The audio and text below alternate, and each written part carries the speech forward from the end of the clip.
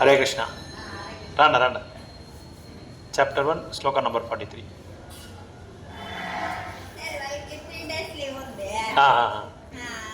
Friday, Saturday, Sunday. సరే Saturday అదే ఊరలు చేస్తారు.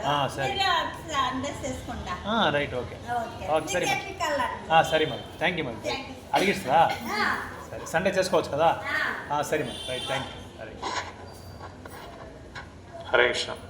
ఇది మాతాజీ నో మాతాజీ சரி ஹரே கிருஷ்ணா. இல்லை வேண்டாம் அப்புறம் பேசுகிறேன். உத்சன்னாகுல தர்மானாம்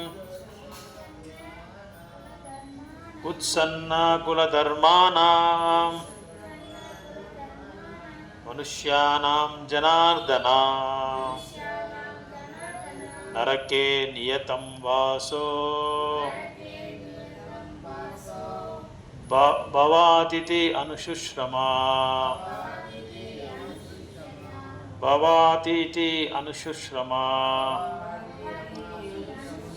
उत्सन्नकुलधर्माणां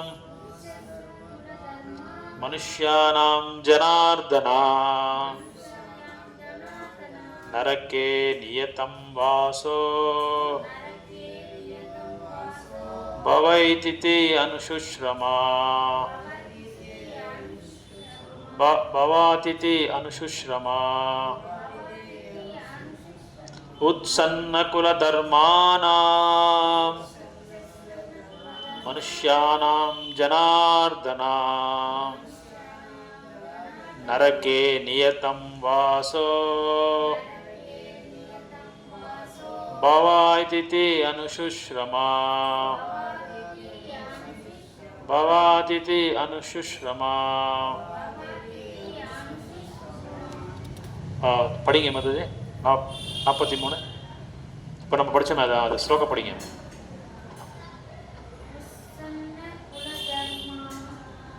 தர்மானாம் உத்சன்னகுல தர்மானாம் மனுஷ்யானாம் ஜனார்தனாம் நரகே நியதம் வாசோ பவாதிதி அனுசுஷ்ரமா. ஓகே, வேர்ட் பை வேர்ட் படிங்க. உத்சன்னா எடுக்கப்பட்ட குலதர்மானாம் குலதர்மத்தை உடையவரின் மனுஷானாம்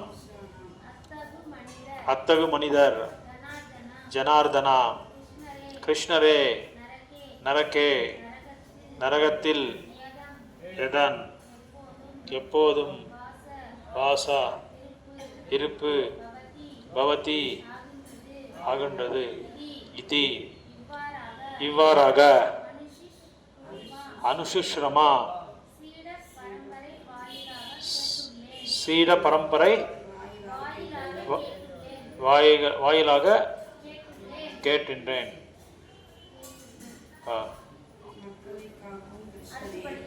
படிங்க. இது பொருளுரை வணங்கவர் ஏசி பக்திவேதாந்த சுவாமி ஸ்ரீல பிரபுபாதுக்கு ஜெய். படிங்க.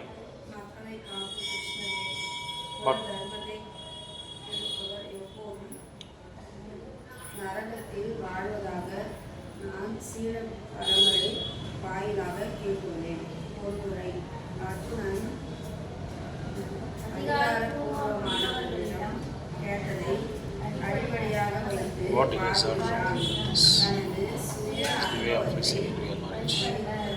cannot reach the real point of actual knowledge.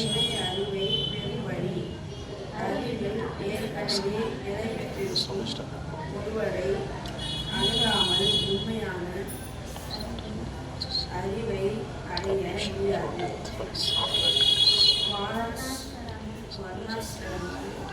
சமுதாயத்தின்படி மரணத்திற்கு முன் ஒருவன் தான் செய்த பாவ காரியங்களுக்கு பிராயச்சித்தம் செய்தாக வேண்டும். எப்போதும் பாவ செயல்களில் ஈடுபட்டிருப்பவன் பிராயச்சித்தம் என்று கூறப்படும் சடங்கினை கொள்ள வேண்டும். இவ்வாறு செய்யாவிடில் பாவம் செயல்களின் விளைவுகளை அனுபவிப்பதற்காக அவன் நரகத்திற்கு செல்வது நிச்சயம். ஓகே ரைட், நான் குட், நல்லா படிச்சிங்க. நெக்ஸ்ட் பார்க்கலாம். பதம் 44. அஹோபாதா மகத் பாபம் கர்த்தும் யவசிதா வயம் கர்த்தும் யவசிதா வயம். அஹோபாதா மகத் பாபம் கர்த்தும் யவசிதா வயம் யத் ராஜ்ய சுகலா லோபேன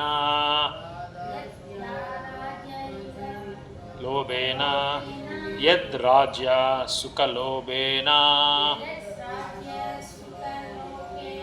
ஹந்தும் ஸ்வஜனம் உத்யதः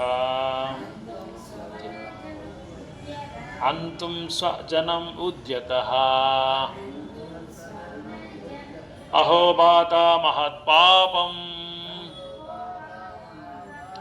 கர்த்தும் யவசிதா வயம் யத் ராஜ்ய சுகலோபேன ஹந்தும் ஸ்வஜனம் உத்யதः. வேர்ட் பை வேர்ட் படிங்க. Word by word.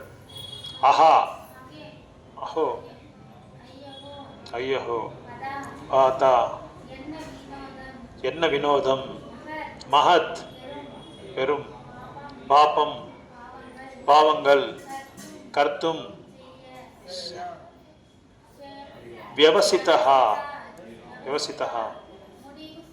முடிவு செய்தோம், வயம், நாம், யத், ஆனால், ராஜ்ய லோபேனா, சுகலோபேனா, ராஜ்ய சுதந்திரத்துக்கான பேராசையால், இந்த கருத்து, ஹந்தும் கொலை செய்ய,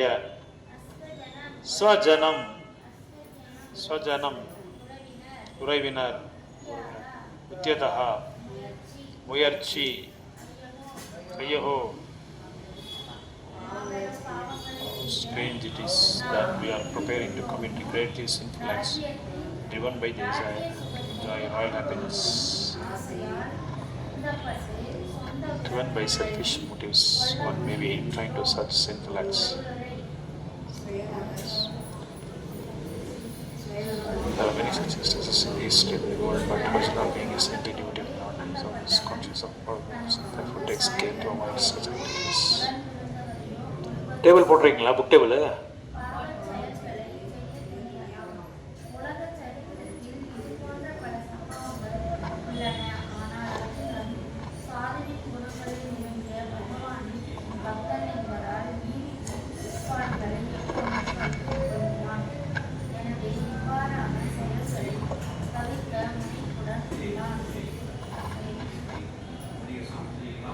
ஆயிடுச்சுங்களா? பொருளுரை படிச்சிட்டிங்களா?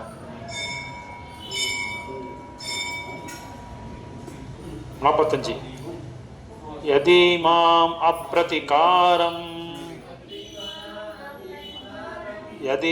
அப்ரதிகாரம் அசாஸ்திரம்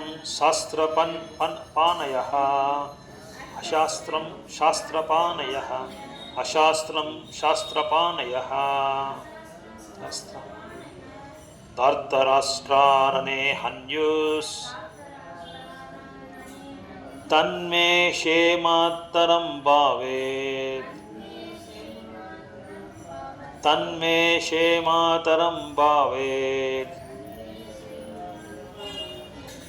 யதி மாம் அப்ரதிகாரம் அசாஸ்திரம் சாஸ்திரபானயः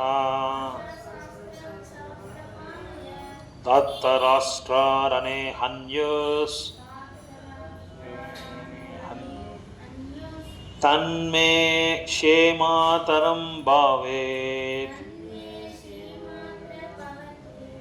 பாவேத் படி. யதி யதி இருப்பினும் ஆம் என்னிடம் அப்பிரதிகாரம் எதிர்பார்க்கின்ற அசாஸ்திரம் அசாஸ்திரம் ஆயுதமின்றி சஸ்திரபானய ஆயுதங்கள் ஆயுதமுடையோர் தார்த்தராஷ்டிரஹா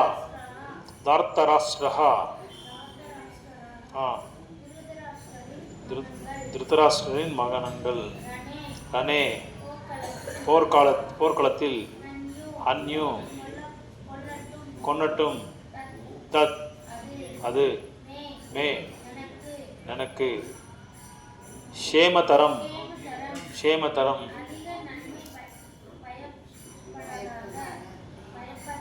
பயப்படாத பவேத் அவரிடம் consider it better for this to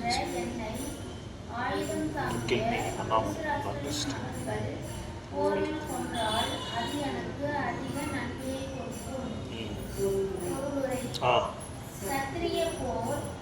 Custom according to Kshatriya fighting principles.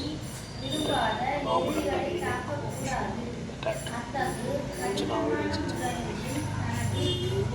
fight, attack on my way. Not consider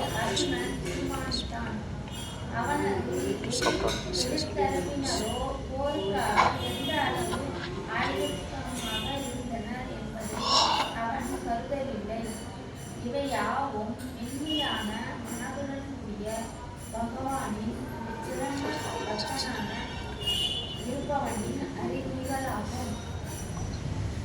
अपतार Sanjay वाचा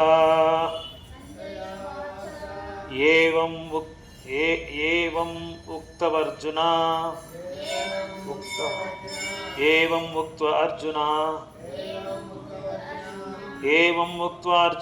संख्ये रतोपास्ता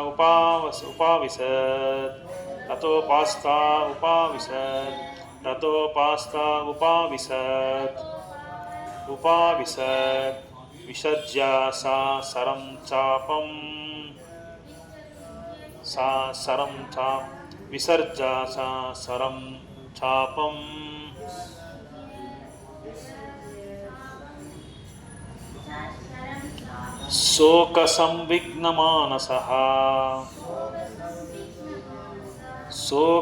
शोकसंविघ्नमानसः संजय वाचा एवं उक्त्वा अर्जुना संख्ये रतोपास्ता उपाविशत्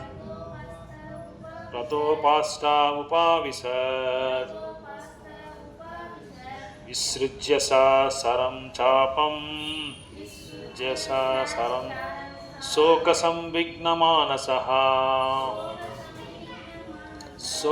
शोकसंविघ्नमानसः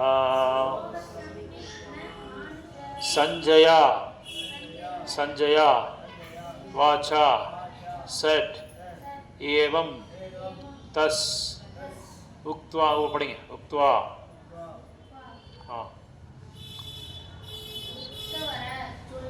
சொல்லி அர்ஜுனன் சங்கே போர்க்களத்தில் ரதத்தின் உபஸ்தா இருக்கையில் உபாவிசத் மீண்டும் அமர்நாள் விஸ்ருஜ்யா தனியே என்று சாசரம் அம்புகளுடன் சாப்பம் இல்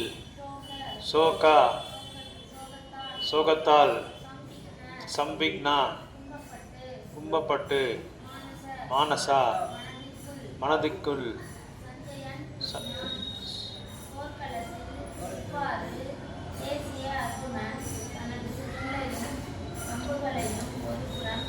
stone arrows on chariot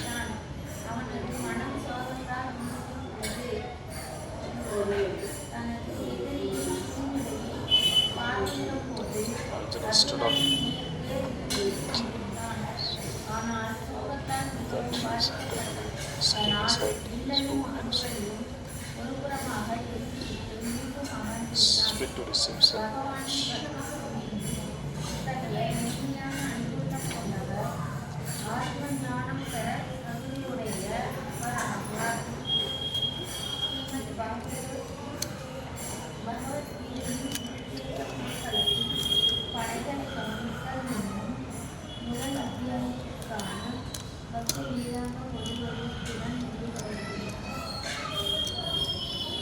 Om Ajnanatimirandasya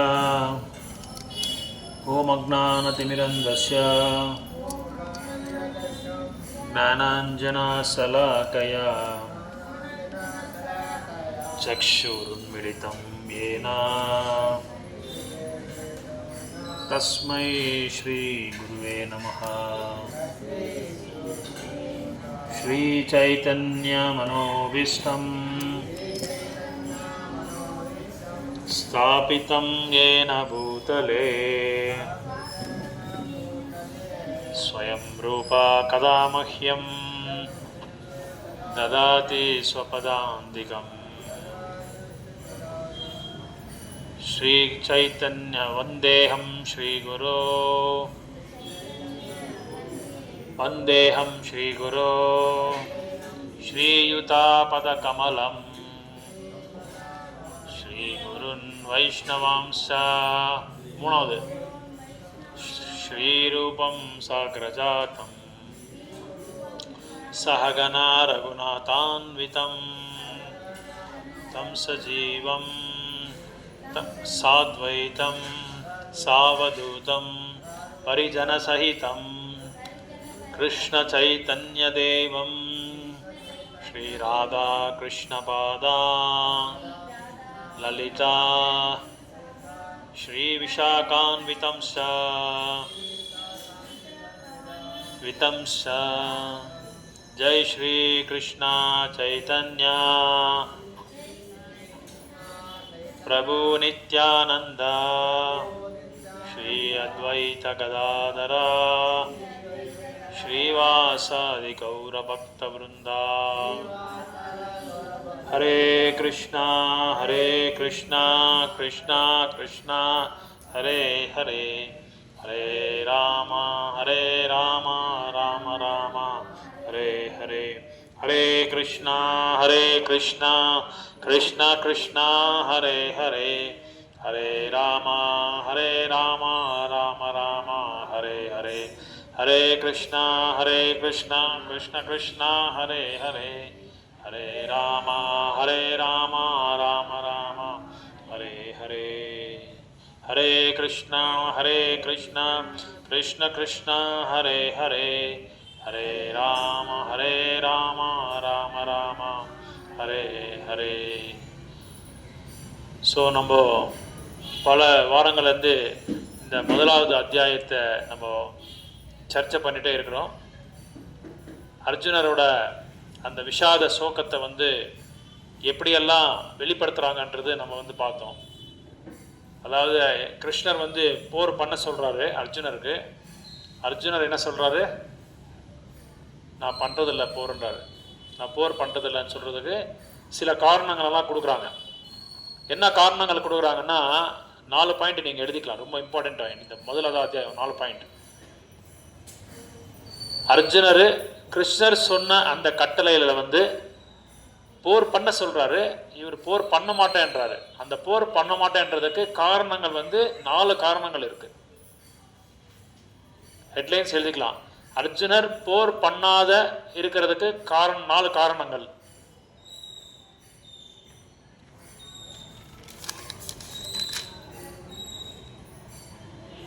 இப்போது சில பேர் கேட்பாங்க இல்லையா, பகவத்கீதா நீங்கள் முதலாவது அத்தியாயத்தை முடிச்சிட்டிங்க, அர்ஜுனர் என்ன சொல்கிறாரு, கிருஷ்ணர் என்ன சொல்கிறாருன்னு யாராவது கேட்டால் நம்ம உடனே சொல்லலாம், சிம்பிளாக சொல்லலாம்.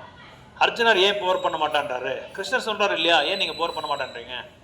அப்போது அர்ஜுனர் என்னென்ன சொன்னாங்கன்னா, ஃபஸ்ட் ரீசன் என்ன சொல்கிறாங்கன்னா, இவங்க எல்லாமே என்னோட உறுப்பினர்கள், என்னோட சம்பந்திகள், அதாவது எனக்கு உறவினர்கள் கரெக்ட், எஸ் உறவினர்கள், எனக்கு எல்லாமே ரிலேஷன், இவங்க எல்லாமே தாத்தா இருக்காங்க, பிதாமகா. அதனால சிம்பிளாக நீங்கள் என்ன பண்ணுறீங்க, கம்பேஷன் எழுதிக்கோங்க. கம்பேஷன்னா பற்று, அவங்க மேலே இருக்கிற பற்று, தன்னோட உறவினர்கள் மேலே இருக்கிற பற்றுனால ஃபர்ஸ்ட் ரீசன் பண்ண மாட்டேன்றாரு. உறவினர்கள்னா யார் யாரு? பீஷ்மா, துரோணா, அப்புறம் வந்து அவங்களோட கசின்ஸ்க்கு என்ன சொல்கிறீங்க தமிழில்? கசின்ஸுக்கு அப்பா, பெரியப்பா பையன், பெரியப்பா பையன், சித்தப்பா பையன், அப்புறம் வந்து தன்னோட ஸ்நேகிதர்கள், இவங்க எல்லாமே இருக்கிறதுனால இவங்க எல்லாமே இந்த உறவினர்களை வந்து நான் வந்து வதம் பண்ண எனக்கு விருப்பம் இல்லை. அதனால அவங்க மேலே பற்று காமிக்கிறாங்க. பற்று, ஃபர்ஸ்ட் பாயிண்ட் பற்று. உறவினர்கள் மேலே பற்று இருக்கிறதுனால அர்ஜுனர் வந்து போர் பண்ண மாட்டேன்றது ஃபர்ஸ்ட் ரீசன், காரணம், முதலாவது காரணம். ரெண்டாவது காரணம் என்ன பண்ணுறேன்னா, இவங்களை வதம் பண்ணி நான் யாரை வச்சு சந்தோஷத்தை அடைய போகிறேன், இவங்களை வதம் பண்ணி நான் யார் கூட நான் வந்து சந்தோஷத்தை அனுபவிக்க போகிறேன். சந்தோஷம் அனுபவிக்கிறது இப்போ யார் மேலேனா நம்ம எப்படி சந்தோஷத்தை அனுபவிக்க முடியும்? ஒருத்தனும் இல்லை கூட. நான் ஒருத்தனே வந்து ரூமில் உட்காந்துட்டு ஆஹான்னு சொன்னால் யாரை பைத்தியக்காரன் நினைப்பாங்க. அதனால் யாருமே இல்லை. அதனால் இவங்க எல்லாரையும் நான் வதம் பண்ணிட்டா என் கூட நான் சந்தோஷத்தை யார் கூட நான் பகிர்ந்திக்க போகிறேன்? பகிர்ந்திக்கிறவங்க ஆளே இல்லையே, ஷேர் பண்ணுறதுக்கு ஆளே இல்லையன்றாங்க. அது ரெண்டாவது காரணம். என்ஜாய்மெண்ட், சிம்பிளாக எழுதுனா என்ஜாய்மெண்ட், அதாவது அனுபவிக்கிறது, சந்தோஷத்தை அனுபவிக்கிறதுக்கு யாருமே இல்லாமல் போகிறாங்க. அது ரெண்டாவது காரணம். மூணாவது காரணம் என்ன சொல்கிறாங்கன்னா, இவங்களை வதம் பண்ணி நான் எதுக்கு பாவத்தை சமைக்கணுன்றாங்க.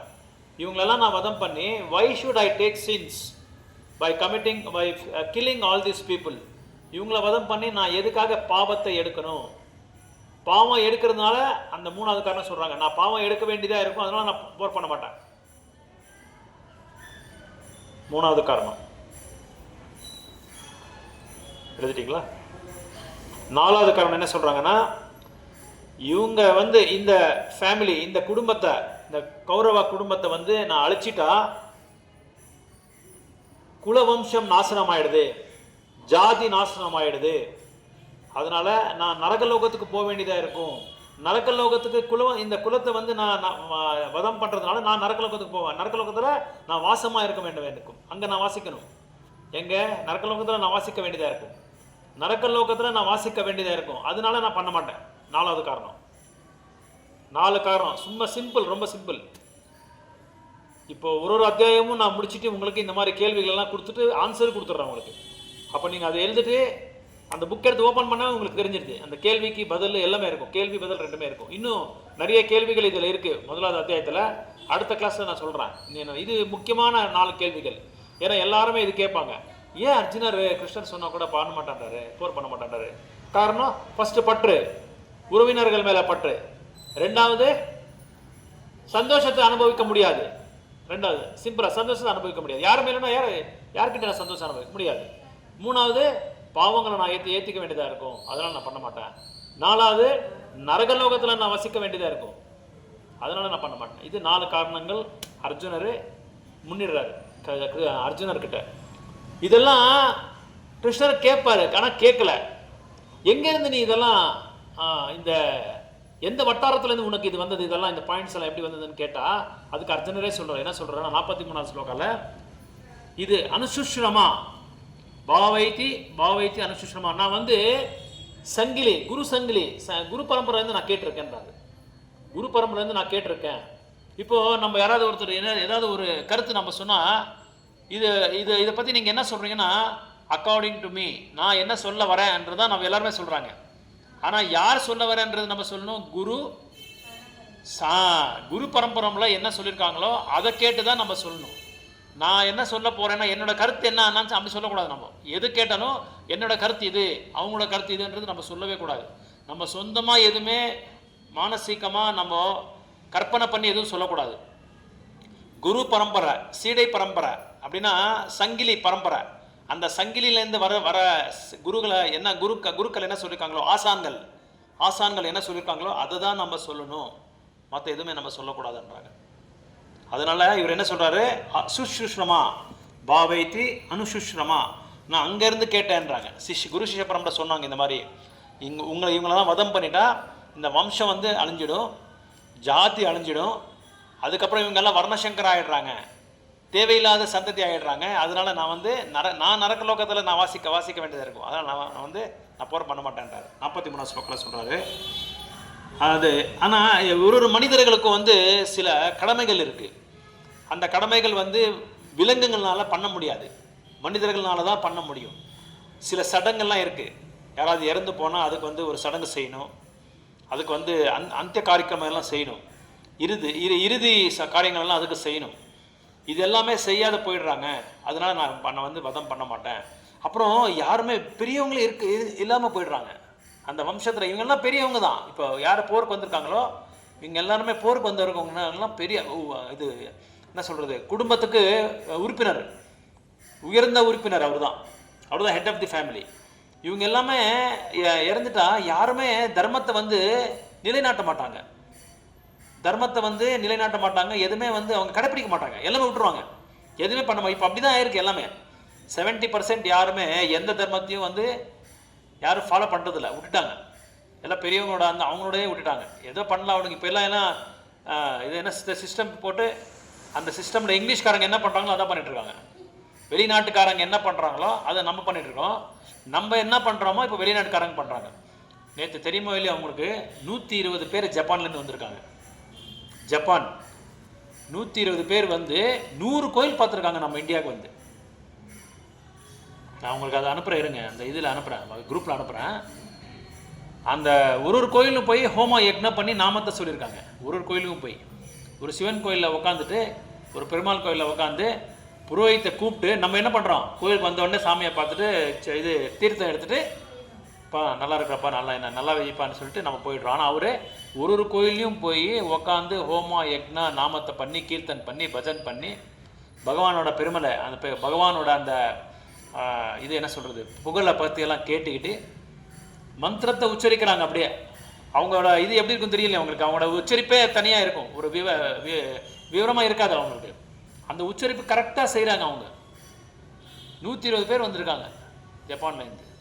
அப்புறம் எல்லாம் எடுத்து போய் தீர்த்தங்கடி எடுத்துக்கிறாங்க. அப்புறம் பொட்டு வச்சுக்கிறாங்க, குங்குமம் வச்சுக்கிறாங்க, எல்லாரும் குங்குமம் வச்சுருக்காங்க. அவங்க என்ன சொல்கிறாங்கன்னா, ஜப்பனீஸ்காரங்க, இங்கே இருக்கிற மகிழ்ச்சி எனக்கு எங்கேயும் இல்லை, ரொம்ப சந்தோஷமாக இருக்குது, எனக்கு இங்கே இருந்த போல் இருக்குது, எனக்கு அவ்வளோ சந்தோஷமாக இருக்குது உங்கள் நாட்டில். இந்த மாதிரி கலாச்சாரமே எங்கள் இதில் இல்லை, நாங்கள் பார்த்தது கிடையாது, கேட்டது கிடையாது, எங்களுக்கு அறிவே இல்லை, எங்களுக்கு இதை பற்றி எதுவுமே தெரியாதுன்றாங்க. அதை பார்த்து எல்லாருக்குமே ஆச்சரியமாக இருக்குது. நம்ம தமிழ்நாடு தான் வந்திருக்காங்க. இந்த மாதிரியெல்லாம் வெளிநாட்டு மக்கள் நம்மளை வந்து கடைப்பிடிச்சிட்டு இருக்காங்க, நம்ம என்ன செய்கிறோம், அவங்கள கடைப்பிடிச்சிட்டு இருக்கோம். இப்படி ஆயிடுச்சு நம்மளோட நிலைமை. அதனால தான் சொல்கிறாரு, இதெல்லாமே இல்லாமல் போயிடும், ஆச்சாரம் சம்ஸ்காரம் நாகரிகத்தை இதெல்லாமே இல்லாமல் போயிடும். அப்புறம் உறுப்பினர்கள் இது குடும்பத்தில் பெரியவரே யாரும் இல்லாமல் போயிடுறாங்க, யாரும் தர்மத்தை கடைப்பிடிக்கிறவங்க இல்லாமல் போயிடுறாங்க. அப்புறம் வர்ணசங்கரம் ஆகிடுது, தேவையில்லாத சந்ததிகள்லாம் வந்துடுறாங்க. தேவையில்லாத சந்ததி வந்து என்ன பண்ணுவாங்க, அதர்மத்தை வந்து கடைப்பிடிப்பாங்க, தர்மத்தை விட்டுருவாங்க. என்ன பண்ணணுமோ தகாத வேலைகள்லாம் செய்வாங்க, தகாத வேலைகளை செய்கிறாங்க. பாருங்கள், முந்தானேத்து ஒரு பெண் வந்து 8 பேரை திருமணம் பண்ணியிருக்கான். ஒரு பெண்ணு 8 பேரை திருமணம் பண்ணிக்கிட்டு, அது ஃபோக்கஸ் எப்படி பண்ணுதுன்னா, யாருக்கு நல்ல பணம் இருக்கோ அவங்கள பார்த்து கரெக்டாக செலக்ட் பண்ணி அவங்கள திருமணம் பண்ணியிருக்கு. 8 பேருக்கு 9ஆம் திருமணம் நடக்க போகிற டைமில் மாட்டிக்கிட்டு உள்ளே போட்டிருக்காங்க. இப்படியெல்லாம் இருக்காங்க மக்கள். பணத்துக்காக இந்த மாதிரி பண்ணியிருக்காங்க. ஸோ அதனால் இங்கே என்ன சொல்கிறாங்கன்னா, இங்கே ஜனார்தனான்னு சொல்கிறாங்க. கிருஷ்ணரை வந்து இன்னொரு பேர் வந்து ஜனார்தனா. அப்படின்னா என்னென்னா, மக்களை காக்குறவங்க, மக்களை வந்து யார் காக்குறாங்களோ அவங்க பேர் ஜனார்தனான்னு சொல்லி பேர். அர்த்தனா, ஜனான்னா மக்களை காக்குறவங்களை வந்து ஜனார்தனான்னு சொல்லுவாங்க. அதனால Arjuna bases his argument on his own personal experience but on what he was heard from the authorities, that is the way of receiving knowledge. So இங்கே சொல்கிறாங்க, பிரபுபாதர் என்ன சொல்கிறாருன்னா, சம்ஸ்தாபகாச்சாரியர் ஸ்ரீ அபய சரணாரவிந்த பக்திவேத சுவாமி ஸ்ரீ பிரபுபாதர் என்ன சொல்கிறாரு, நம்ம ஒரு அறிவை வந்து நம்ம அது அடையணும்னா யாருக்கிட்டேயோ வழியில் போகிறவங்ககிட்டயோ இவங்ககிட்டயோ நம்ம வந்து கேட்கக்கூடாது. ஒரு அத்தாரிட்டி இருக்காங்க, அதுக்குன்னு ஒரு அத்தாரிட்டி இருப்பாங்க, ஒரு அதிகாரி இருப்பாங்க. இப்போ சாஸ்திரங்களுக்கெல்லாம் ஒரு அதிகாரி இருப்பாங்க. இப்போ நம்ம இதுலேருந்து நம்ம பேசிகிட்டு இருக்கோம், பகவத்கீதையிலேருந்து பேசிகிட்டு இருக்கோம். இது எழுதுனது யார்? வேதவியாசர் பகவானோட இலக்கிய அவதாரம். அவர் எழுதுறதுனால நம்ம வந்து அதை பற்றி நம்ம அந்த நோட்ஸை நம்ம எடுத்திருக்கோம், அந்த பாயிண்ட் எடுத்து நம்ம பேசிகிட்டு இருக்கோம். யாரோ சொன்னது நம்ம வந்து அதை பற்றி நம்ம வந்து சர்ச்சை பண்ணல. அவங்க சொன்னது என்ன சொல்கிறாங்களோ அங்கே ரிசீவ் பண்ணி நம்ம எடுத்துக்கிறோம். ஏன்னா கிருஷ்ணர்கிட்ட டைரெக்டாக நம்ம வாங்க முடியாது. கிருஷ்ணர்கிட்ட நேரடியாக நம்ம வந்து அறிவை வந்து எடுத்துக்க முடியாது. நம்மளுக்கு அந்த தகுதி இல்லை. அதனால் அதுக்கு ஒரு மீடியா வேணும். அதுக்கு டிரான்ஸ்பரண்ட் மீடியா வேணும். அந்த மீடியா யாருன்னா குரு தான். ஸோ குரு வந்து சாஸ்திரங்கள் என்ன சொல்லியிருக்காங்களோ அதை படித்து அதை வந்து தன்னை அறிஞ்சு அதுக்கப்புறம் நம்மளுக்கு இதை வந்து யதாரூபமாக சொல்கிறாங்க. உண்மை உருவில் நம்மளுக்கு சொல்கிறாங்க. அதான் இங்கே சொல்கிறாங்க. ஏன்னா ஒரு மனிதனுக்கும் சில தர்மங்கள் எல்லாம் இருக்குது. சில தர்மங்கள் அப்படி பார்த்தா நம்ம வர்ணாசிரம தர்மம் சொல்கிறோம். வர்ணாசிரம தர்மம்னா 4 வர்ணங்கள், 4 ஆசிரமங்கள். 4 வர்ணம்னா 4 ஜாதி: பிராமணா, சத்ரியா, வைஷ்யா, சூத்ரா. 4 ஆசிரமம் வந்து பிரம்மச்சரிய ஆசிரமம், கிரகஸ்த ஆசிரமம், வானப்பிரஸ்த ஆசிரமம், சன்னியாசி ஆசிரமம். ஸோ இந்த நபர்கள் என்ன செய்கிறாங்க? பிராமணா வந்து வேதங்களை வந்து சொல்லிக் கொடுக்குறாங்க, வேதங்களை படிச்சுட்டு சொல்லிக் கொடுக்குறாங்க. சத்ரியா வந்து ராஜ்யத்தை ஆளுவாங்க. வைஷ்யா என்ன பண்ணுவான்? கோரக்ஷனா, கோ பூஜை பண்ணுறாங்க. பசு மாட்டுகளை வந்து வளர்த்துறாங்க. அதுக்கப்புறம் வாணிஜ்யம் செய்கிறாங்க, வியாபாரம் செய்கிறாங்க. சூத்திரர் என்ன செய்கிறாரு? இவங்க 3 பேருக்கும் சப்போர்ட் பண்ணுறாங்க, ஹெல்ப் பண்ணுறாங்க. வேலைக்காரங்க இவங்க ஹெல்ப் பண்ணுறாங்க. இவங்க பிரம்மச்சாரி ஆசிரமம் இந்த மாதிரி 4 ஜாதிக்காரங்க அவங்கவுங்க குணத்துக்கு தகுந்த மாதிரி அவங்க செயல்படுறாங்க. ஸோ அதுக்கு அந்தந்த ஆசிரமத்தில் அந்தந்த வழிபாடுகள் இருக்குது, கோட்பாடுகள் இருக்குது. அந்த கோட்பாடுகளை வந்து அவங்க ஃபாலோ பண்ணணும். இப்போ பிரம்மச்சாரி ஆசிரமம்னா அவன் திருமணமே பண்ணிக்காமல் தன்னோட வாழ்க்கையை வந்து முழுசாக பகவானுக்காக அர்ப்பணை பண்ணிடுறான். அதே மாதிரி கிரகஸ்தாசிரமம் என்ன சொல்கிறான்? கிரகஸ்தாசிரமக்காரங்க என்ன பண்ணுறாங்க? கல்யாணம் பண்ணிக்கிட்டு அந்த ஆசிரமத்தில் இருக்கிற என்ன கோட்பாடுகளோ அதை ஃபாலோ பண்ணுறாங்க. கல்யாணம் பண்ணிக்கிட்டு குழந்தைங்களை பெற்றுக்கிட்டு பகவானை சந்தோஷப்படுத்துறதுக்காகவே அவங்க வந்து வாழ்க்கையை நடத்துகிறாங்க. அவங்க உண்மையான கிரகஸ்தா. அப்படி இல்லைன்னா அவனை குருஹமேதி அனுவாங்க. குருஹமேதி என்ன செய்யணும்? தனக்காக, தன்னோட சுயநலத்துக்காக, தன்னோட புலங்களை வந்து சந்தோஷப்படுத்துறதுக்காக அவன் செய்வான். அவன் குருஹமேதி. ஆனால் கிரகஸ்தா என்ன பண்ணுவான்? அவங்க தர்மபத்னி குழந்தைங்களை எல்லாமே சேர்ந்து வீட்டையே ஒரு பகவானோட ஆலயம் மாதிரி மாற்றிக்கிட்டு ஒரு நேரமும் பகவானுக்கு என்னென்ன சமர்ப்பணம் பண்ணணுமோ, என்னென்ன நைவேத்தியங்கள் பண்ணுமோ, என்ன கோட்பாடுகள் என்ன இருக்கும் சாஸ்திரங்களை அதுக்கு தகுந்த மாதிரி அவங்க கடைப்பிடிச்சிட்டு இருப்பாங்க. எல்லாமே அவங்க வந்து பகவானுக்காக செய்வாங்க. பகவானை சந்தோஷப்படுத்துறதுக்காகவே செய்வாங்க. அவங்களுக்காக எதுவும் செய்யறதில்லை. வானப்பிரஸ்த அப்படின்னா என்ன அர்த்தம்னா 50 வருடங்கள் ஆன பிறகு நம்ம என்ன செய்யணும்? நம்மளோட வேலைகளெல்லாம் நிறுத்திடணும். அதாவது அப்படின்னா என்ன அர்த்தம்னா 50 வருஷத்துக்குள்ளேயே நம்ம என்ன வேணுமோ சேக வச்சுக்கணும். நம்ம குடும்பத்துக்கு என்ன வேணும், நம்ம குழந்தைங்களுக்கு என்ன வேணும், நம்மளுக்கு என்ன வேணுமோ இது எல்லாமே நம்ம என்ன செய்யணும்? சேக வச்சுக்கிட்டு அதுக்கப்புறம் தன்னோட முழு வாழ்க்கையை வந்து என்ன பண்ணணும்? தீர்த்த யாத்திரைகளுக்கு போகணும். திருமலா, திருப்பதி, ஸ்ரீரங்கம், கும்பகோணம், அதுக்கப்புறம் காஞ்சிபுரம், இந்த மாதிரி தீர்த்த யாத்திரைகளுக்கு போயிட்டு சும்மா இப்படி பண்ணிட்டு வரக்கூடாது. அங்கே போய் ஒரு ஆசானை பார்க்கணும், ஒரு ஆசானுக்கிட்ட கேட்டுக்கணும். இதோட இந்த க்ஷேத்திரத்தோட மகிமை என்ன, இதனால நம்ம என்ன தெரிஞ்சுக்க வேண்டியது இருக்குது. அந்தந்த க்ஷேத்திரத்தில் அந்த ஆசானை பார்த்துட்டு அவங்ககிட்ட நம்ம கேட்டு தெரிஞ்சுக்கணும். சும்மா போயிட்டு வந்துட்டு நதியில் போய் முணுங்கிட்டு அப்படி வந்துட்டா ஒன்றும் பிரயோஜனமே இல்லை. அது விலங்குகளுக்கு சமானம் ஆகிடுன்னு சொல்லி பாகவதமில் சொல்கிறாங்க. அதனால் அந்தந்த க்ஷேத்திரத்தில் போய் உட்காந்து நல்லா அவர்கிட்ட கேட்டுக்கிட்டு அதுக்கப்புறமா நம்ம வந்து இன்னொரு யாத்திரைக்கு போகணும். அந்த யாத்திரை போனால் அங்கே ஒரு ஆசானை பார்க்கணும். அங்கே ஒரு சாதுவை பார்த்து அவங்கள மீட் பண்ணி, பிரபுபாதர் அப்படி தான் பண்ணார். புரி ஜெகநாத்துக்கு போயிட்டு நேராக கோயிலுக்கு போகல. அவர் நம்ம மாதிரி ஒரு ஆசானை பார்த்தார். ஒரு ஆசானை பார்த்து அந்த ஜெகநாத்தோட லீலைகளெல்லாம் கேட்டாங்க. கேட்டுக்கிட்டு போய் பகவானை பார்க்கும்போது அதெல்லாம் ஞாபகப்படுத்திக்கிட்டு ரசித்தாங்க. ஓ இப்படியெல்லாம் பகவான் பண்ணியிருக்காரு, இப்படியெல்லாம் அதனால தான் இந்த உருவம் வந்திருக்கு. அதுதான் முக்கியமான ஒரு கோட்பாடு. என்னென்னா க்ஷேத்திரங்களுக்கு போகும்போது, புண்ணிய க்ஷேத்திரங்களுக்கு போகும்போது அவரை பற்றி கேட்கணும். நம்ம அவரை பற்றி கேட்குற டைமில் என்ன ஆகுது? நம்மளுக்கு நம்ம இதயம் எல்லாமே தூய்மை ஆகிட்டே இருக்கும்.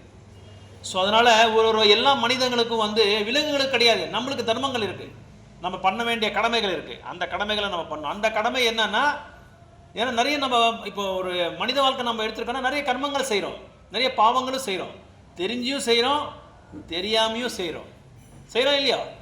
தெரியாமல் நம்ம எத்தனையோ பாவம் செஞ்சுருக்கோம். அதனால அந்த பாவத்துக்கு நம்ம எப்படி பிராயசித்தம் என்ன இருக்குது? அதுக்கு என்ன பிராயசித்தம் பண்ணிக்கலாம்? இப்போ நம்ம நிறைய பாவங்கள் செஞ்சுருக்கோம், என்ன பாப்பம் మనం చూసినామో ఆ పాపాలని ప్రాయశ్చిత్తం ఎట్లా, దాన్ని அந்த பாவத்தை போக வைக்கிறது எப்படி பண்ணிக்கலாம்? நம்ம என்ன பண்ணிக்கலாம்? அவ்வளோதான், சிம்பிள், ரொம்ப சிம்பிள். அதுக்கு என்ன பண்ணுறாங்க, நிறைய பேர் பரிகாரம் பண்ணுறாங்க, யாகம் பண்ணுறாங்க, அப்புறம் யக்னம் பண்ணுறாங்க, தபஸ்ய பண்ணுறாங்க, சித்திகளெல்லாம் பண்ணுறாங்க. இதெல்லாம் பண்ணால் போகாது. கலியுகத்தில் பகவான் என்ன சொல்கிறாங்க, உனக்கு பிராயசித்தம் வேணும்னா, உண்மையான பிராயசித்தம் உனக்கு வேணும்னா என்னோட நாமத்தை சொல்கிறாங்க பகவான்.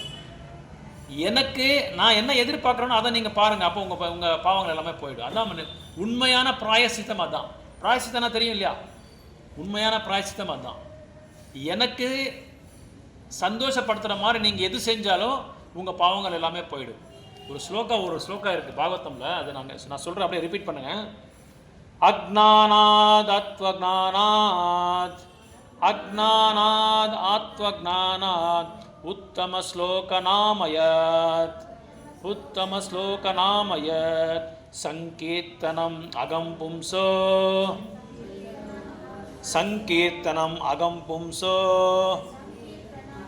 தாஹேத் ஏதோ யதா நலஹ, தாஹேத் ஏதோ யதா நலஹ, அக்ஞானாத் ஆத்வஜ்ஞானாத், அக்ஞானாத் ஆத்வஜ்ஞானாத், உத்தம ஸ்லோகநாமயத், உத்தம ஸ்லோகநாமயத், சங்கீர்த்தனம் அகம் பும்சோ, அகம் பும்ஸ், தாஹேத் ஏதோ யதா நலஹ, தாஹேத் ஏதோ யதா நலஹ.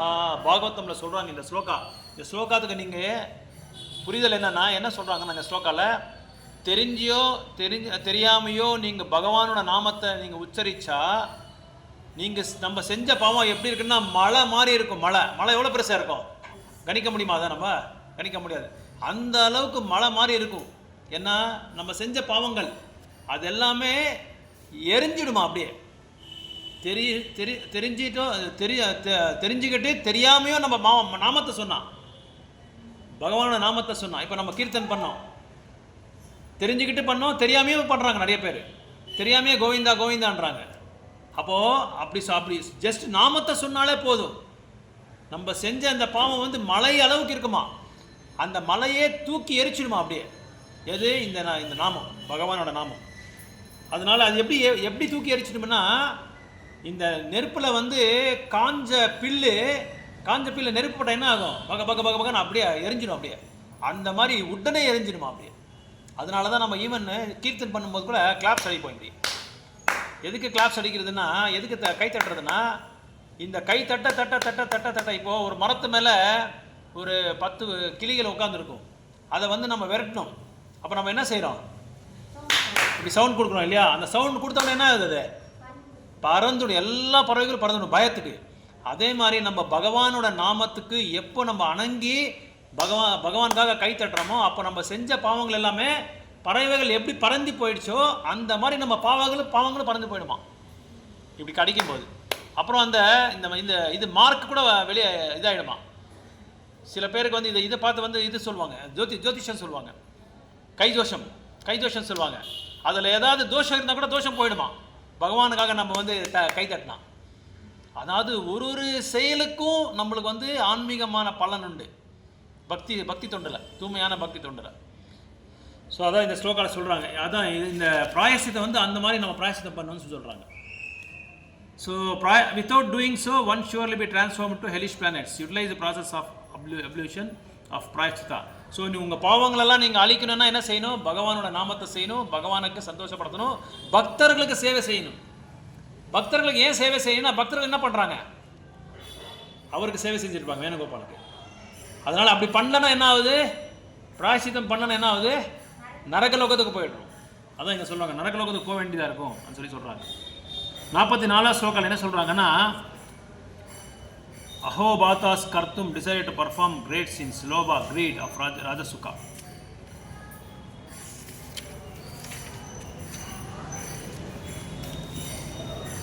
How strange it is that we are preparing to commit greatly sinful activities driven by the desire to enjoy a royal happiness. Arjuna சொல்றாருங்க, ராஜ்யபோகத்தை அனுபவிக்கிறதுக்காக நான் எதுக்காக இவங்களை வந்து கொள்ளணும்? ராஜ்யபோகத்தை யாராவது விடுவாங்களா? அரசராகணும்னா யாராவது விடுவாங்களா? எவ்வளோ கஷ்டப்பட்டாது யாராவது நம்மளை வந்து அந்த எதிரிகளை வந்து நம்ம வந்து வதம் பண்ணுறதுக்கு நம்ம முயற்சி பண்ணுவோம். எவ்வளோ கஷ்டமாக இருந்தாலும் பரவாயில்ல. ஏன்னா அரசராக போகிறாங்கல்ல, இப்போ சீஃப் மினிஸ்டர் ஆகணும்னா சும்மாவா? முக்கியமந்திரி ஆகணும்னா அவனுக்கு ராஜயோகம் இருந்தால் தான் ஆக முடியும். அதனால அது என்ன வேணாலும் பண்ணுவாங்க. நான் மந்திரி ஆகணும், நான் முக்கியமந்திரி ஆகணும்னா யாரை வேணாலும் அடிப்பாங்க, யாரை வேணாலும் வதம் பண்ணுவாங்க. ஆனால் இங்கே எதுக்காக இதெல்லாம் எடுத்துட்டு சொல்கிறாங்கன்னா கிருஷ்ணர், அர்ஜுனருக்கு அந்த மனோபாவம் அந்த மாதிரி இருக்குது, அந்த சுபாவம் இருக்குது. ரொம்ப பூ மாதிரி ஒரு மனசு அவருக்கு. இதயம் வந்து அவ்வளோ பணிவான ஒரு இதயம். அதே மாதிரி மற்றவங்க மேலே அந்த அளவுக்கு பற்று. அதர்மமாக நடந்துக்கிறது வேண்டாம், அயோக்கியத்தனமாக நடந்துக்கிறது வேண்டாம். எதுக்காக நம்ம அவங்கள வந்து கொள்ளணும்? அந்த பாவத்தை செய்யறதுக்கு எனக்கு விருப்பம் இல்லைன்றாங்க. அந்த பாவத்தை செய்யறதுக்கு நம்ம விருப்பம் இல்லைறாங்க. ஆனால் பகவான் என்ன சொல்கிறாங்கன்னா, பௌதிகமான ஒரு கண்ணோட்டத்தில் நீ பார்த்தா அது தப்பாக இருக்கலாம். ஆனால் நான் சொல்கிறேன், அதாவது நான் தப்பாக சொன்னால் கூட நீங்கள் செய்யணுன்றார் பகவான். ஆனால் பகவான் தப்பாக சொல்லுவாரா? சொல்ல மாட்டார். என்றைக்குமே தப்பாக சொல்ல மாட்டார். என்றைக்குமே அவர் தவறு செய்ய மாட்டார். ஏன் பகவான் தவறு செய்ய மாட்டார்னா, பகவானுக்கு தெரியும் யார் நல்லவர், யார் வல்லவர், யார் வந்து அயோக்கியத்தனமாக நடந்துக்கிறாங்க அவங்களுக்கு நல்லா தெரியும். இதனால் அவர் நல்லதுக்காக தான் நீ இந்த தப்பை செய்ய சொல்கிறாரு. ஆனால் அர்ஜுனர் என்ன சொல்கிறாரு? இல்லை, நீங்கள் செய்கிறது நீங்கள் சொல்கிறது தப்புன்றாரு. நீங்கள் என்ன சொல்லிட்டு இருக்கீங்களோ பகவான் கிருஷ்ணருக்கே சொல்கிறாரு. அவர் நீங்கள் செய்கிறதா நீங்கள் சொல்கிறது தப்பாக சொல்கிறீங்க. இப்போது யுதிஷ்டிர மகாராஜுக்கு என்ன சொல்கிறாரு? துரோணாச்சாரியரை வந்து துரோணாச்சாரியர்கிட்ட போய் நீ பொய் சொல்லணுன்றாரு. யுதிஷ்டிர மகாராஜ் தன்னோட வாழ்க்கையில் வந்து என்றைக்குமே பொய்யே சொல்ல மாட்டார். அதுக்கு தான் அவர் பேர் என்ன பேர்? தர்மர். தர்மத்துக்கு தர்மராஜா, தர்மத்துக்கு அரசர் அவர். தர்மராஜ் சொல்கிறாரு, நான் வந்து பொய் சொல்ல மாட்டேன், நான் சொன்னதே கிடையாது. ஏன்னா எப்படி சொல்கிறீங்க நீங்கள் சொல்கிறாரு.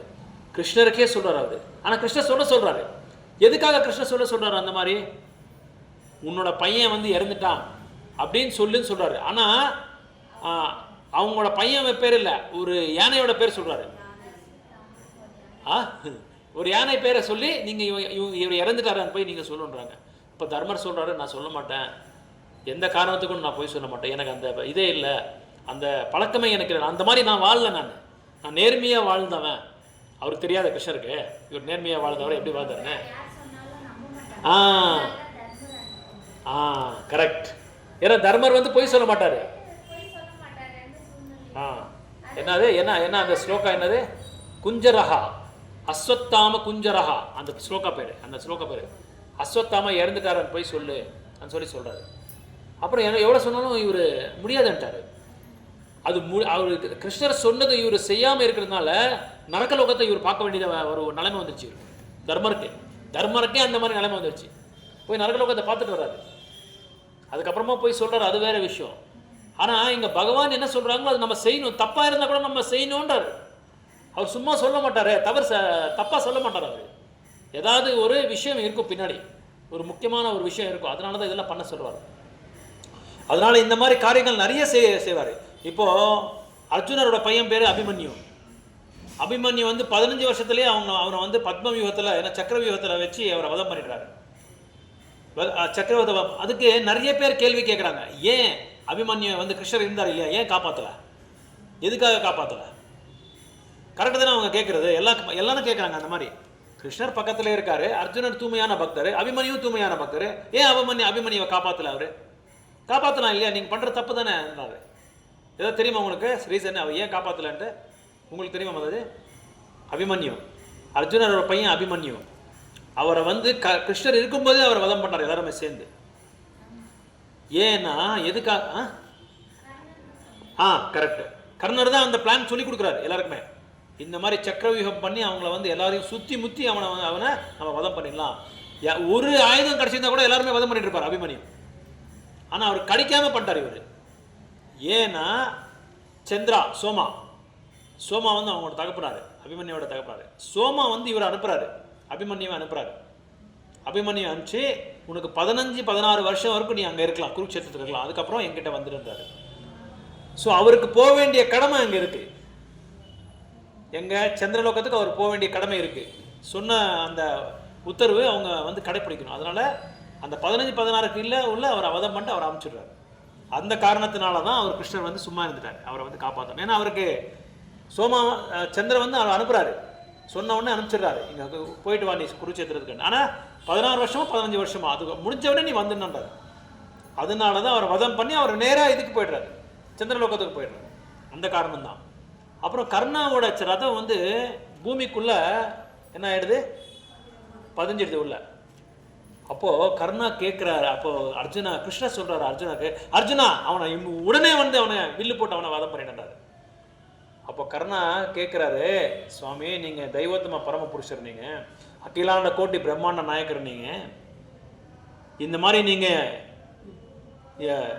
ஏமாத்துற வேலை இங்க வச்சுக்கலாமா? இந்த மாதிரி இந்த மாதிரி எல்லாம் பண்ணலாமா? நீங்க ரொம்ப மோசம் பண்றீங்க, நீங்க பண்றது சரியில்லை. எல்லாரும் உங்களை தேவாதி தேவான்னு கூப்பிடுறாங்க, ஏ கிருஷ்ணா கருணா சிந்துன்னு சொல்லி கூப்பிடுறாங்க, உங்களை தீனபந்து ஜெகத்பதேன்னு சொல்லி சொல்றாங்க. இப்படிதானே நீங்க பண்றது? இந்த வேலை தான் நீங்க பண்றதா? இதான் தர்மமா, இதான் நியாயமான்னு கேட்குறாங்க. மூடுறா வாயன்றாங்க கிருஷ்ணா, மூடுறா வாயன்றாங்க. நீ பண்ணது தர்மா தெரியுமா உனக்கு? நீ பண்ணது நியாயமா? யாரும் இல்லாத அந்த அபிமன்யை வந்து நீங்க எல்லாரும் சேர்ந்து நீ தான் துரியோதனுக்கு சொல்லி கொடுத்து அவனுக்கு பத்மவியூகத்தில் அந்த சக்கரவியூகத்தில் மாட்டி வச்சு அவனை வதம் பண்ணியே, அதெல்லாம் சொல்லி கொடுத்த ஐடியா யார்? நீ தான் சொல்லி கொடுத்தது. இப்போ நீ எனக்கு என்கிட்ட வந்து நியாயத்தை நீ பேசுறியா? என்கிட்ட தர்மத்தை பற்றி நீ பேசுறியா? அர்ஜுனா போட அவனான்றாரு, வில்லு போட்டு அவனை வதம் பண்ணான்றாரு. அதனால கிருஷ்ணர் ஏதாவது சொன்னா அது தவறா நம்ம இருக்கலாம், அதை பார்க்கறதுக்கோ கேட்கறதுக்கோ அனுபவிக்கிறதுக்கோ அது தவறா இருக்கலாம். ஆனால் அவர் சொல்றது எல்லாமே கரெக்டாக தான் இருக்கும். அவர் என்னைக்குமே தப்பு பண்ண மாட்டாரு. ஏன்னா அவருக்கு தர்மம் எதுன்னு தெரியும், அதர்மம் எது தெரியும். அதனால அவங்க மேல நம்ம வந்து ஆமா இது அனுமானம் சம்சயம் வச்சுக்க கூடாது. அவர்கிட்ட நம்ம அனுமானம் வச்சுக்கூடாது. கிருஷ்ணர் சொல்றது கரெக்டா இல்லையா, ஒருவேளை தப்பா சொல்லிடுறாரோ, அது ஆனா சொல்றதெல்லாம் பார்த்தா தப்பா தான் இருக்கு. ஆனா அதுக்கு பின்னாடி ஒரு இது இருக்கும், ஒரு சம்பவம் நடந்திருக்கும். அதனால என்ன சொல்றாரு, நான் சொல்றது நீ செய்யன்றாரு அர்ஜுனருக்கு. ஆனா அர்ஜுனர் தன்னோட மனசுல இருக்கிறது, தன்னோட தான் கேட்டிருக்கிறது, அதிகாரிங்க கிட்ட கேட்கறது எது, அந்த இதெல்லாம் பாயிண்ட்ஸ் எல்லாம் முன்ன வைக்கிறாரு. இந்த மாதிரி இருக்கு, இந்த மாதிரி இருக்கு, அதனால நான் பண்ண மாட்டேன்றாரு. அதான் இங்க சொல்றாரு அப்பிரதிகாரா. இன்னும் 45 ஸ்லோகம் என்ன சொல்றாங்கன்னா அப்பிரதிகாரம், பிரதீகாரம், அப்பிரதிகாரம் அப்படின்னா என்னன்னா, இப்போ குழந்தைகள் எல்லாமே பாதுகாப்பு யாரு? தாய் தகப்பனார் பாதுகாப்பு பண்ணுவாங்க. என்ன நினைக்கிறாங்க தகப்பனார் தாய், நாங்க தான் பாதுகாப்புன்னு சொல்லி நினைக்கிறாங்க. எத்தனை வருஷம் அவங்க பாதுகாப்பு கொடுக்க முடியும்? ஒரு சில நேரத்தை மட்டும், ஒரு காலகட்டத்தில் அவங்க வந்து அவங்களும் வந்து உடலை விட்டு போயிடுறாங்க. அப்போ யார் பாதுகாப்பு கொடுக்குறாங்க? பகவான் தான் கொடுக்குறாங்க அவங்களுக்கு. ஆனால் அவங்க என்ன நினைக்கிறாங்க, நாங்கள் தான் பாதுகாப்புன்னு சொல்லி நினச்சிட்டு இருக்காங்க. அதுதான் பிரதீகாரம், அதுதான் அப்பிரதிகாரம். அதான் இங்கே சொல்கிறார் அர்ஜுனர். கிருஷ்ணர் நினைச்சா யாரை வேலையும் காப்பாற்றலாம். அதுக்கு யார் குறுக்கு வந்தால் கூட அவங்கள வந்து ஒன்றும் தடுக்க முடியாது கிருஷ்ணரை. அதே மாதிரி கிருஷ்ணர் யாரையாவது வந்து வதம் பண்ணணும்னா எப்படியாவது வதம் பண்ணிடுவார். யார் குறுக்கு வந்தாலும் அவங்களால அவங்கள நிறுத்த முடியாது. ராக்கே கிருஷ்ணா மாரேக்கோ, மாரே கிருஷ்ணா ராக்கேக்கோன்னு சொல்லுவாங்க. அதனால இங்க என்ன சொல்றாங்கன்னா அப்பிரதிகாரம். அப்பிரதிகாரம்னா வித்தவுட் பீயிங் ரெசிஸ்டன்ட். ஒருவேளை கௌரவர்கள் வந்து என்னை வந்து கொன்னிட்டா கூட நான் ரெடியா இருக்கிறேன், வந்து கொன்னிட்டவங்க. ஆனா சத்திரியனோட தர்மம் என்னன்னா, யார்கிட்ட அந்த சஸ்திரங்கள் இல்லாம இருக்குமோ, ஆயுதங்கள் இல்லாத சமயத்துல அவங்க வந்து போர் பண்ணக்கூடாது. அவங்க விட்டுட்டு போயிடணும் அவங்கள. அதே அவங்க என்கிட்ட சஸ்திரம் இல்லை, அசாஸ்திரம்னா சஸ்திரம் இல்லை, என்கிட்ட சஸ்திரம் இல்லை. அதே மாதிரி பிரதீகாரம். ஒருவேளை என்னை வந்து என்கிட்ட என்னை வந்து கொன்னிட்டா கூட நான் ரெடியா இருக்கிறேன், அவங்க வந்து கொன்னிட்டு போட்டோம். இதை இங்க சொல்றாங்க பாருங்க. It is a custom according to Kshatriya fighting principles that an unarmed and unwilling for should not be attacked. இப்போ வந்து ஒரு எதிரி வராரு, போர்க்குள்ளத ஒரு எதிரி வந்து நான் உன்னை கொல்ல போறேன்னு சொல்லி வந்தா நம்ம வந்து சரணடைஞ்சு இல்லை என்னால் முடியாது, எனக்கு அந்த சக்தி கிடையாது, என்னை விட்டுருங்கன்னா நம்ம விட்டுருணும் அவங்கள. அவங்ககிட்ட போர் பண்ணக்கூடாது. அது தர்மம் இருக்கு, சத்திரிய தர்மம் இருக்கு. In such an enigmatic Arjuna, however, in such an enigmatic position, decided he would not fight if they were attacked by the enemy. ஒருவேளை அந்த தர்மத்தை மீறி என்னை வந்து அட்டாக் பண்ணா, என்னை வந்து தாக்கனா, நான் என்ன செய்கிறேன், தாக்கட்டும் பரவாயில்ல, என்னை வந்து கொல்லட்டும் பரவாயில்ல, நான் ரெடியாக இருக்கிறேன் சொல்லி சொல்கிறார் அர்ஜுனர் இங்கே. அப்போ he did not consider how much the other party bent upon fighting. All the symptoms are due to soft heartedness. இதெல்லாமே எதுக்காக இந்த மாதிரி இதெல்லாம் சொல்கிறாங்கன்னா, பரவாயில்ல என்னை கொல்லட்டும், எது வேணாலும் அவங்க பண்ணட்டும், நான் ரெடியாக இருக்கிறேன். அவங்களோட இதயம் வந்து அவ்வளோ மெதுவாக இருக்குது, அவ்வளோ மிருதுவாக இருக்குது, அவ்வளோ சாஃப்ட் ஹார்ட்டட்னஸ்னா எதுக்கும் அவர் தாங்கிறதுக்கு ரெடியாக இருக்கார். அவ்வளோ பொறுமையாக சகிச்சுக்கிட்டு தன்னை வந்து என்ன செய்கிறது, யார் என்ன பண்ணாலும் பரவாயில்ல, நான் வந்து இந்த மாதிரி பாவக்காரியங்களை நான் பண்ண மாட்டேன். அதாவது ஒரு சாதுக்கு வந்து இந்த மாதிரி குணங்கள்லாம் இருக்கும். அர்ஜுனா மாதிரி ஒரு சாதுக்கு இந்த மாதிரி குணங்கள்லாம் இருக்கும். அப்புறம் கடைசி ஸ்லோகம் என்ன சொல்கிறாங்கன்னா, அவரோட வில்லு, அம்பு, காண்டிவா, அந்த காண்டிவாவில் வந்து ஒரு சபதம் செஞ்சிருக்காரு அவர் அர்ஜுனர். யாராவது என்னோட காண்டிவத்தை வந்து இது என்ன சொல்கிறது, அதை பற்றி யாராவது தப்பாக சொல்லிட்டா அவங்கள வந்து நான் வதம் பண்ணாமல் விட மாட்டேன்னு சொல்லிட்டாரு. அந்த மாதிரி ஒரு சபதம் போட்டிருக்காரு அர்ஜுனர். யாரும் வந்து அவர் காண்டிவத்தை வந்து, காண்டிவானா அவரோட அம்பு பேர் காண்டிவா, அந்த அம்பை வந்து என்றைக்குமே வந்து யாரும் குறை சொல்லக்கூடாது. அப்படியே ஏதாவது சொல்லிட்டா உடனே அவங்கள வதம் பண்ணிடுவார், யாராக இருந்தாலும் சரி. ஒரு தடவை என்னாச்சுன்னா, போர் முடியாமல் ரிட்டர்ன் வந்துட்டார் அர்ஜுனர். அப்போது தர்மர் என்ன செஞ்சிட்டாரு, என்ன பண்ண நீ போருக்கு போயிட்டு யாரையும் வதம் பண்ணலையா, நீ வதம் பண்ண முடியல, உன்னால் என்னத்துக்கு வச்சிருக்க இந்த காண்டிவா, நீ வந்து லாயக்கே இல்லை, நீ உனக்கு தகுதியே இல்லை, நீ ஒரு வீரனே கிடையாதுன்னு சொல்லி அந்த காண்டிவத்தை பற்றி தர்மர் சொன்ன உடனே தர்மரையே வந்து வதம் பண்ண போயிட்டார் அவரு. சொந்த அண்ணா எப்படின்னா, அவங்க அண்ணன் தம்பின்னா நம்ம மாதிரி அண்ணன் தம்பிகள் கிடையாது. அவங்களாம் உயிருக்கு உயிர் நேசிக்குவார் தர்மர்னா. எல்லாருமே தர்மர் ஒரு வார்த்தை சொல்லிட்டா ஒரு துண்டு அப்படி போட்டால் முடிஞ்சது அவங்களதான். லக்ஷ்மண் ரேகா மாதிரி அதை தாண்டி யாரும் போகக்கூடாது. அந்த மாதிரி ஒரு அவர் மேலே ஒரு என்ன பித்ரு வாத்சல்யம், ஒரு தந்தை வந்து தகப்பனார் வந்து குழந்தைகள் மேலே எப்படி வச்சிருப்பாரோ, குழந்தைகள் வந்து தகப்பனார் எவ்வளோ எப்படி ஒரு மரியாதை வச்சிருக்காரோ அந்த மாதிரி வச்சிருந்தாரு. இருந்தாலும் அந்த காண்டிவத்தை பற்றி தப்பாக சொன்னதுனால உடனே அவர் கோவம் வந்துடுது. அப்போ அவர் வதம் பண்ண போகப்போ கிருஷ்ணர் சொல்கிறாரு, ஏய் யாரை பற்றி நீ பேசிகிட்டு இருக்கிற, யாரை நீ வதம் பண்ணிருக்க தெரியுமா? ஏன்னா அவர் மறந்துட்டார், அவர் மைண்ட் வந்து அந்த குழப்பத்தில் இருக்கு. அந்த குழப்பத்தில் அவர் அண்ணாவன் கூட பார்க்கல, வதம் பண்ண போயிடுறாரு. அப்போ கிருஷ்ணர் சொல்கிறாரு, அப்போ நான் இப்போ என்ன செய்யட்டும், நான் அந்த சபதம் எடுத்துட்டேனே, சேலஞ்ச். அதனால தான் பெட்டு கட்டும்போது சில பேர் சபதம் போடுவாங்க இல்லையா, அந்த சபதம் போடும்போது நம்மளால் முடியுமான்றது பார்க்கணும். ஏன்னா மனசு சொல்கிற மாதிரி நம்ம செய்யக்கூடாது.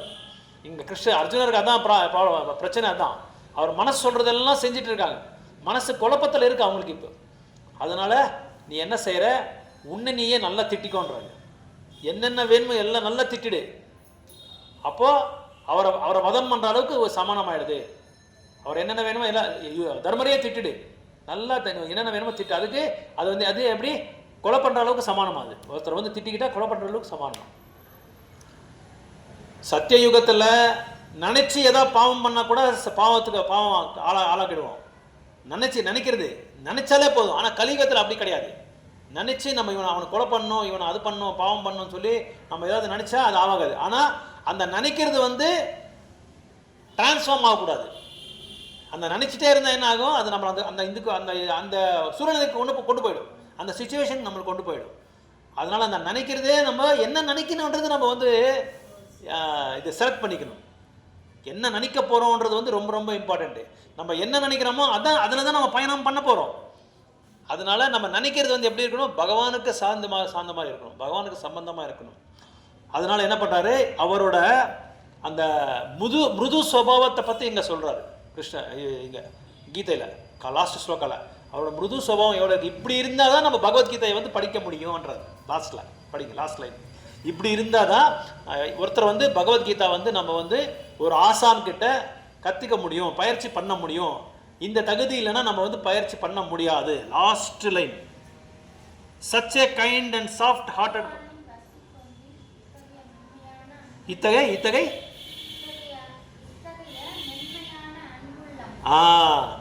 மென்மையான அன்பு உள்ளம் கொண்டவர். இப்படி மென்மையான அன்பு யாருக்கு இருக்கோ அவங்க மட்டும்தான் தன்னை அறியலாம், சாட்சாத்காரம், தன்னை வந்து அறியலாம், தன்னை பற்றி தெரிஞ்சுக்கலாம், பகவானை பற்றி தெரிஞ்சுக்கலாம் அப்படின்னு சொல்கிறார்.